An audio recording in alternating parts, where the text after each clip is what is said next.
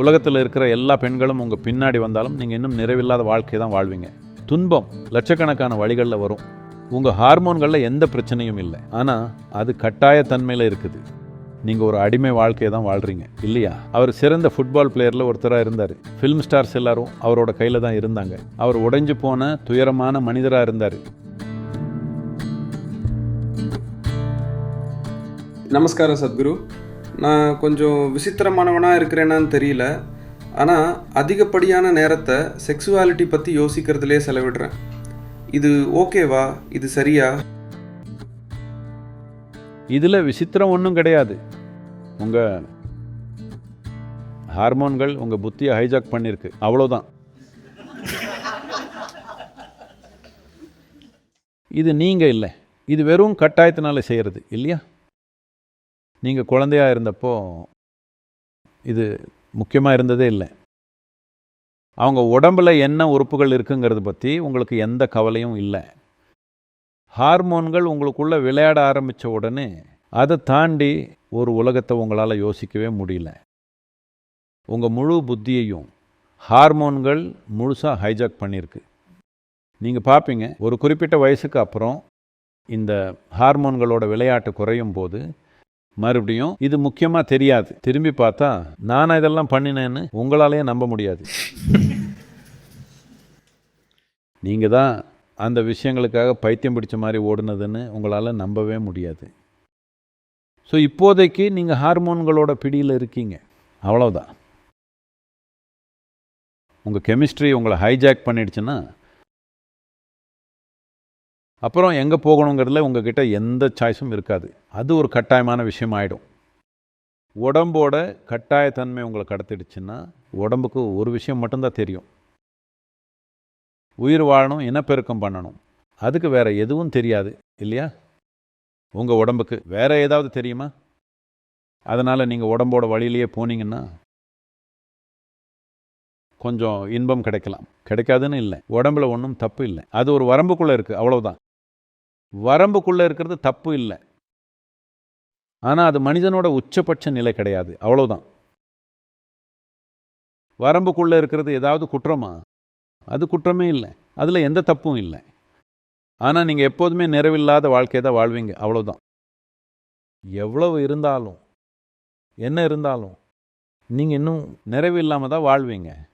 இப்போது நீங்கள் எப்போவும் ஆப்போசிட் செக்ஸை பற்றியே யோசிச்சுட்டு இருக்கீங்க. நாளைக்கு நான் உங்களுக்கு ஒரு வரம் கொடுக்குறேன்னு வச்சுக்கோங்க, உலகத்தில் இருக்கிற எல்லா பெண்களும் உங்கள் பின்னாடி வர்றாங்க. அப்போ கூட நீங்கள் நிறைவில்லாத வாழ்க்கையை தான் வாழ்கிறீங்கன்னு தெரியும். ஆமாம், நீங்கள் இன்னும் நிறைவு இல்லாமல் தான் இருப்பீங்க. அதனால் இது உங்களை எந்த உயர்ந்த நிலைக்கும் கொண்டு போகாது. இது உங்களுக்கு கொஞ்சம் சுகமாக இருக்கலாம், கொஞ்சம் இன்பம், கொஞ்சம் துன்பம், ரெண்டும் வரும். இதில் ஒன்றும் தப்பே இல்லை. நான் இதை கெட்டதாவோ வேறு ஏதோ ஒன்று காட்டுறதுக்கோ முயற்சி பண்ணல, இல்லை, இது சரிதான், ரொம்பவே சரிதான். ஆனால் நீங்கள் உடம்போட எல்லைக்குள்ளே தான் வாழ்வீங்க. உடம்போட எல்லைக்குள்ளே வாழ ஆரம்பித்தா உடம்புக்கு உயிர் வாழ்கிறது, அப்புறம் இனப்பெருக்கம் தவிர வேறு எதுவுமே தெரியாது. உங்கள் வாழ்க்கையில் ஒவ்வொரு நிமிஷமும் நீங்கள் எங்கேயோ போகிறீங்கன்னு நினச்சாலும், நீங்கள் மலை ஏறினேன்னு நினச்சிங்க, மலையில் இருந்து இறங்கினீங்க, உடம்புக்கு இதெல்லாம் தெரியாது. உடம்பு ஒவ்வொரு நிமிஷமும் நேராக கல்லறைக்கு தான் போகுது, வேற எங்கேயும் இல்லை இல்லையா? நீங்கள் ஏதோ நிறைய இடங்களுக்கு போகிறதான்னு நினைக்கிறீங்க. நான் இந்தியாவுக்கு வந்திருக்கேன், லெபனனுக்கு திரும்ப போவேன், மலை ஏறினேன், மலையிலேருந்து இறங்கினேன்னு நினைக்கிறீங்க. அப்படி ஒன்றுமே இல்லை. ஒவ்வொரு அடியும் உடல் நேர கல்லறைக்கு தான் போகுது, கல்லறை தவிர வேற எங்கேயும் இல்லை. இப்போ நீங்கள் இளமையாக இருக்கிறதுனாலையும் ஹார்மோன்களோட விளையாட்டாலையும் இதெல்லாம் மறந்துட்டீங்க. காலம் போக போக இது இன்னும் ரொம்ப ரொம்ப தெளிவாக தெரியும், உடல் கல்லறைக்கு தான் போகுதுன்னு. உங்களுக்கு தெரிஞ்சது எல்லா உடல் மட்டும்தான் அப்படின்னா எப்படியும் ஒரு நாள் அதை முழுசாக இழக்க தான் போகிறீங்க. பயம்தான் வாழ்க்கைன்னு ஆகிடும். சமீபத்தில் 4-5 நாளுக்கு முன்னாடி ஜார்ஜ் பெஸ்ட் இறந்துட்டார். ஜார்ஜ் பெஸ்ட்டை தெரியுமா? கேள்விப்பட்டிருக்கீங்களா? அவர் மிகச்சிறந்த ஃபுட்பால் வீரர்களில் ஒருத்தர். அவர் இறந்துட்டார். அவரை பற்றி சில கிளிப்பிங்ஸ் பார்த்துட்டு இருந்தேன். இவரோட பேரே பெஸ்ட்.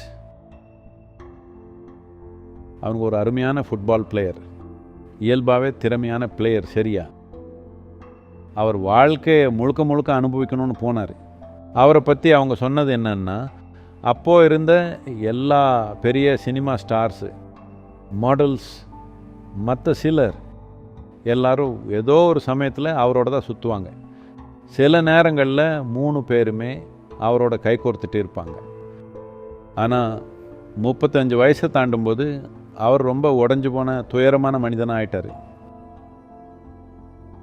அவர் முழுக்க முழுக்க உடஞ்ச துயரமான விரக்தி அடைந்த மனிதர். 56 57 வயசில் இறந்துட்டார்.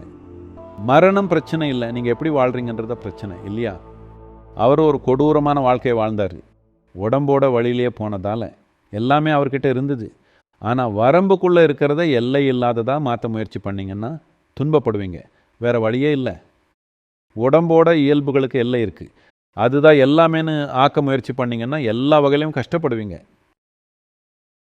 அதனால் அதையே எல்லாமே ஆக்காதீங்க. கொஞ்சம் உணர்ச்சி, கொஞ்சம் மனசு, கொஞ்சம் சமூக வாழ்க்கைன்னு எல்லாம் கலந்து எப்படியோ சமாளிக்க முயற்சி பண்ணுறீங்க. ஆனால் நீங்கள் என்ன பண்ணாலும் உங்கள் வாழ்க்கையில் நீங்கள் உண்மையாக இருந்தீங்கன்னா நீங்கள் இன்னும் நிறைவில்லாத வாழ்க்கையை தான் வாழ்கிறீங்கன்னு தெரியும் இல்லையா? ஸோ உடம்பில் எந்த தப்பும் இல்லை, உடம்போட இயல்புலையும் பிரச்சனை இல்லை. அது வெறும் ஒரு வரம்புக்குள்ளே இருக்கிறதுனால உங்கள் வாழ்க்கையில் அந்த அளவுக்கு தான் அதோட பங்கு இருக்கும். அதையே வாழ்க்கை முழுக்க நீட்டிக்க முயற்சி பண்ணால் கஷ்டப்படுவீங்க. ஏன்னா நீங்கள் பொய்யான ஒன்றை உருவாக்க முயற்சி பண்ணுறீங்க. வாழ்க்கையோட உண்மை என்னென்னா, உங்கள் வாழ்க்கையில் உடம்புக்கு ஒரு குறிப்பிட்ட அளவு பங்கு தான் இருக்குது. இப்போது அதையே எல்லாத்துலேயும் இழுக்க முயற்சி பண்ணால் கண்டிப்பாக உங்களுக்கு வேதனையை ஏற்படுத்திக்கிறீங்க. துன்பம் பல லட்சம் வழிகளில் வரும். தான் ரொம்ப பெர்ஃபெக்டாக இருக்கிறதாவும் அவங்களுக்கு ஒன்றும் ஆகாதுன்னு நினைக்கிறவங்கள பார்த்தா கொஞ்ச காலத்துக்கு அப்புறம் அவங்களுக்கு என்ன ஆகுதுன்னு தெரியும். வாழ்க்கை உங்களை வளைக்க, உடைக்க, பிசைய, அரைக்கண்ணு லட்சக்கணக்கான வழிகள் வச்சுருக்கு. நீங்கள் எதிர்பார்க்காத விதங்களில் உங்களுக்கு அது இந்த விஷயங்களை செய்யும். உங்களை சுற்றி இருக்கிறவங்களுக்கு இப்படி நடக்கிறத பார்த்துருக்கீங்களா? ஸோ உங்கள் ஹார்மோன்களில் பிரச்சனை இல்லை, ஆனால் அது கட்டாயத்தன்மையில் இருக்குது.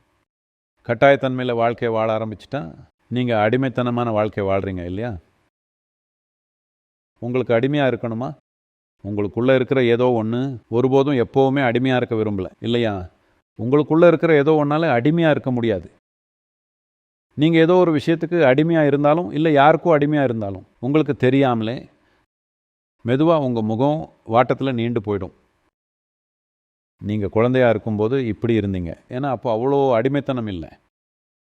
மெதுவாக வேறு விதமான கட்டாயங்கள் உங்களை ஆக்கிரமிக்கும் பொழுது, ஏனே தெரியாமல் உங்கள் வாழ்க்கையில் எல்லாமே நல்லா நடக்கும்போது, உங்கள் பிஸ்னஸ் நல்லா இருக்குது, உங்கள் குடும்பம் நல்லா இருக்குது, உங்கள் உறவுகள் நல்லா இருக்குது, நல்லா சம்பாதிக்கிறீங்க எல்லாமே. ஆனால் உங்கள் முகம் அப்படியே தொங்கி போயிடுது. நீங்கள் சந்தோஷமாக இருக்கிறதுக்கான தவிப்பில் சில விஷயங்களை செய்கிறீங்க. மக்கள் வயசானவங்களா இன்னும் பணக்காரங்களா ஆகும்பொழுது சந்தோஷமாக இருக்கிறதுக்கான தவிப்பில் நிறைய விஷயங்களை பண்ண ஆரம்பிக்கிறாங்க இல்லையா? வாழ்க்கையோட ஒரு சின்ன அம்சத்தை முழு வாழ்க்கையாகவே மாற்ற முயற்சி பண்ணும்போது தவிப்பு இன்னும் அதிகமாகும். அது என்றைக்குமே வேலை செய்யாது. இப்போது கலாச்சாரம் இப்படி மாறிட்டு வருது. குறிப்பாக மேற்கத்திய கலாச்சாரத்தில் உடம்பு தான் எல்லாம்னு ஆக்கிட்டாங்க. அதனால் சொல்ல முடியாத அளவுக்கு வேதனை. கவனித்து பாருங்கள், காரணமே இல்லாமல் கஷ்டப்படுறாங்க. எல்லாமே நல்லா இருக்குது, உடல் அளவில் எல்லாமே நல்லா இருக்குது. இதை விட ஒரு அரேஞ்ச்மெண்ட்டை பார்க்க முடியாது. எல்லாமே ஒழுங்காக அமைக்கப்பட்டிருக்கு. ஹெல்த் கேர், இன்சூரன்ஸ், கார், எல்லார்கிட்டையும் எல்லாமே இருக்குது. ஆனால் மக்கள் அவ்வளோ வேதனைப்படுறாங்க. 2 இல்லை 3 ஒருத்தர் ஏதோ ஒரு மருந்து எடுத்துக்கிறாங்க, வெறும் அவங்க மனசை சமநிலையில் வச்சுக்க. அது சந்தோஷம் கிடையாது இல்லையா? எப்போ ஒவ்வொரு நாளும் நல்ல புத்தியோடு இருக்கிறதுக்கு மருந்து எடுக்க தேவை இருக்கோ அது சந்தோஷம் கிடையாது இல்லையா? ஒவ்வொரு நாளும் நீங்கள் கண்டிப்பாக உடஞ்சி போகிற நிலைமையில தான் இருக்கீங்க. ஏன்னா நீங்கள் வாழ்க்கையோட ஒரு சின்ன அம்சத்தை மொத்த வாழ்க்கையாக ஆக்கிட்டீங்க, அவ்வளோதான். வாழ்க்கை அதோட பாதிப்பை ஏற்படுத்திட்டு வருது, வேற ஒன்றும் இல்லை. அதனால் அந்த பக்கம் போகாதீங்க. ஒவ்வொரு விஷயத்துக்கும் உங்கள் வாழ்க்கையில் ஒரு குறிப்பிட்ட அளவு பங்கு இருக்குது, அவ்வளோதான். அதே முழு வாழ்க்கையாக்க முயற்சி பண்ணிங்கன்னா அது வேலை செய்யாது.